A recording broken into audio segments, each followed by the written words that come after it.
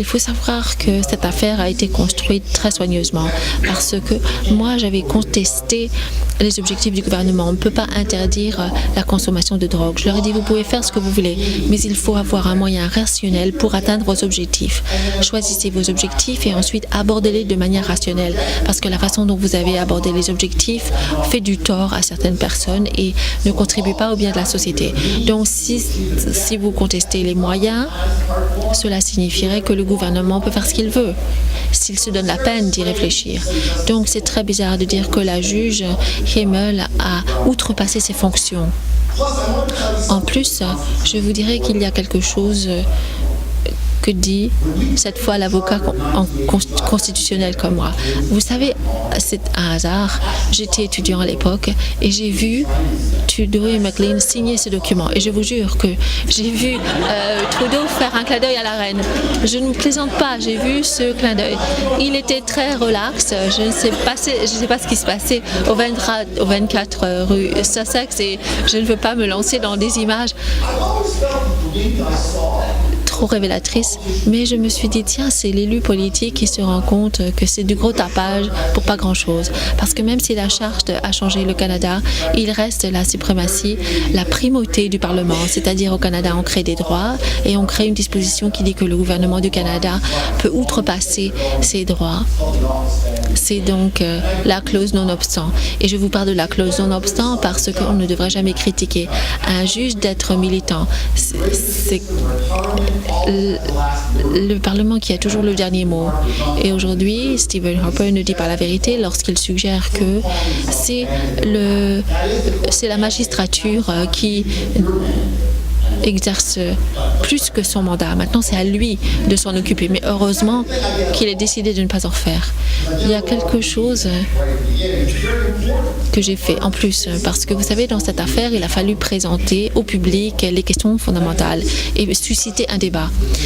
Je débat beaucoup avec les gens, j'en discute et ils essayent toujours de me faire trébucher sur la même chose et c'est très, très agaçant.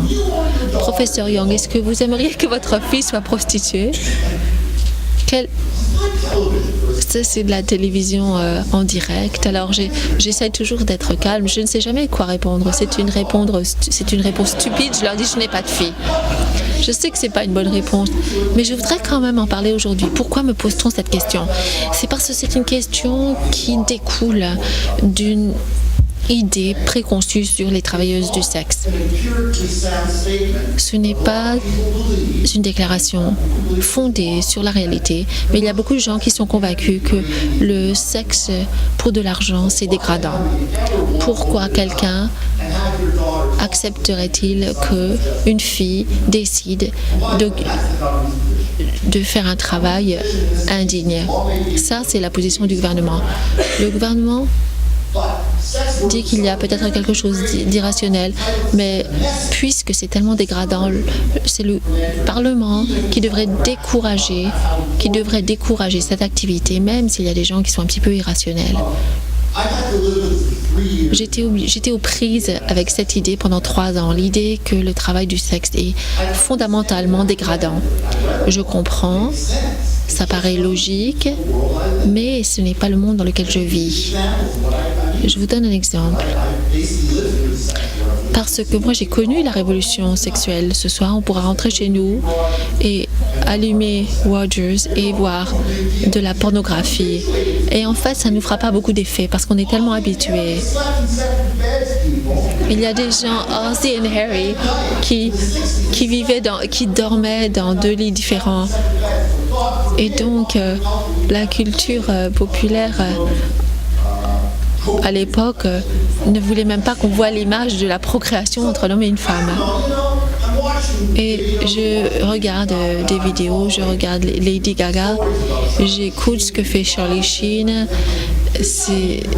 Et vous me dites que le sexe pour de l'argent, c'est dégradant, mais nous vivons dans une société extrêmement sexuelle et les gens gagnent des milliers de dollars par le sexe, en sexualisant la société. Alors pourquoi n'accepte-t-on pas l'idée de se faire payer pour le sexe? Mais regardez, dans la pornographie, les gens se font payer. Évidemment, ce n'est pas privé, c'est public. Mais donc ça, c'est le monde dans lequel on vit. Peut-être qu'il ne vous plaît pas. Parfois, il ne me plaît pas non plus. Mais c'est le monde d'aujourd'hui. À moins que vous pensiez comme Vladimir Mann, qui dit que les politiciens, ce sont les ingénieurs de votre âme. Regardez ce qui est arrivé à Nick. Je ne pense pas que le gouvernement du Canada puisse retourner en arrière et de nous remettre à l'époque de Ozzie and Harriet. Je crois qu'il faut être un petit peu plus réaliste dans nos positions universitaires pour être un petit peu cohérent par rapport à ce qui se passe dans la réalité. Je résume. Si je dois continuer après l'appel et que quelqu'un me dit « Et votre fille ?» je ne vais pas leur répondre « Je n'ai pas de fille ». Ce que je vais répondre, c'est ceci. Vous avez raison. Non, je n'aimerais pas que ma fille soit prostituée. Mais je ne veux pas non plus être politicien, moi.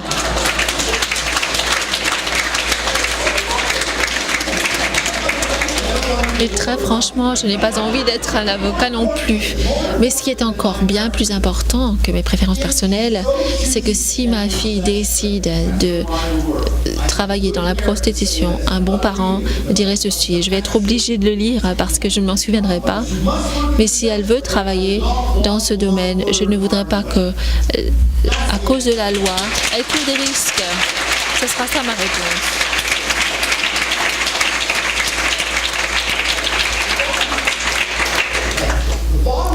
Donc, en résumé, le gouvernement du Canada peut envoyer un message afin de décourager les femmes et les hommes qui souhaitent vivre du sexe. Mais cet outil, l'un des outils qu'il ne devrait pas utiliser, c'est de rendre l'activité plus dangereuse. Ça n'a pas de sens de décourager quelqu'un en les mettant dans une situation de risque. Je comprends parfaitement la position des universitaires. J'ai d'ailleurs contre-interrogé des spécialistes, mais je ne suis pas d'accord avec ceux qui pensent que c'est une activité fondamentalement dégradante. Ce n'est qu'une vision, c'est une déclaration philosophique et politique, mais ce n'est pas non plus la position du Canada. Le gouvernement du Canada pourrait décider de passer au modèle suédois, et je n'ai pas le temps d'en parler, mais je veux bien répondre à vos questions si vous en avez là-dessus. Dans les faits, je peux comprendre ce que dit l'interdiction et ce qu'on essaye d'atteindre comme objectif, mais je ne la respecte pas. Parce que je n'aime pas l'idéologie. L'idéologie, c'est un processus où on arrête de réfléchir. On ne répond pas aux questions difficiles. On dit simplement, je vais regarder ce qui est écrit dans le groupe de Cathy McKinnon. Non, il faut qu'il y ait une réflexion personnelle. Voici comment je prouve cela. J'ai les experts, les témoins de la couronne, je voulais savoir, d'ailleurs ils sont tous américains, ce qu'ils pensaient du concept de dégradant. Je leur proposais toujours la même hypothèse. Je leur disais, une veuve ou un veuf de 55 ans, marié depuis l'âge de 20 ans, très très timide, n'a jamais eu de petite amie et pourtant a des besoins sexuels et est trop timide pour demander à une femme. Est-ce que c'est dégradant de payer pour obtenir une activité sexuelle? J'essaye de parler comme un thérapeute et je reçois toujours la même question. Non, ce n'est pas bien, il ne devrait pas avoir de sexe, même s'il en a envie. Et je comprends aussi, mais je regrette, ce n'est pas une réponse logique. Car la sexualité, bon, elle fait du tort dans certains cas, mais c'est l'une des plus belles choses de la vie de dire à quelqu'un, parce que vous êtes trop timide, vous devez passer le reste de votre vie sans avoir de relations sexuelles. Ils vivent dans quel monde ces gens-là? Dites-moi.